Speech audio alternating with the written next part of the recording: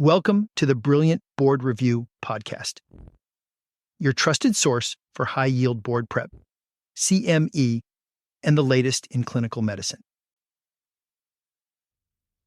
Now let's talk about de-escalation of breast surgery. Now, this has been a trend that's been going on since the original breast surgeries. Now, William Hofstede in the 1800s first did a radical mastectomy in the U.S. That's the first known radical mastectomy in the U.S.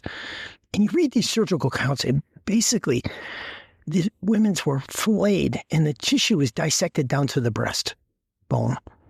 Basically, nothing left. And can you think of the pain and suffering of this? So as we've gone back and we changed from radical mastectomy to lumpectomies. And this is, as we're moving forward, we're looking to see how much surgical intervention needs to be done. Now, we all know, and breast cancer is a horrible disease, and we probably all have lost loved ones to breast cancer.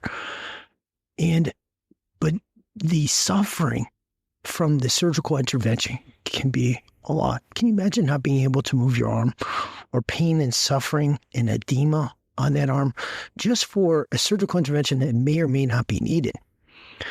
So in this question, the INSEMA trial, it's a question whether surgical intervention is needed for the axilla. Now, these are very specific patients. They're T1 and T2 tumors. Now, T1 tumors can be up to 2 centimeters or less across. T2 tumors are more than 2 centimeters, but not more than 5 centimeters across. And so these patients had T1 or T2 tumors with negative axillary node disease. And this was by exam, by palpation, and imaging with ultrasound. Now, the patients were estrogen receptor positive. And they had treatment without axillary surgery or sentinel lymph node biopsy. So there's 2 groups. One where they did the standard of care, which was axillary surgery or sentinel lymph node biopsy. And the outcomes were about the same. The outcomes were roughly the same. But the patients that did not get the axillary surgery or sentinel lymph node biopsy had less arm pain and edema. They had better arm and shoulder motility. So they could move their arms. They didn't have the pain. They didn't have the swelling.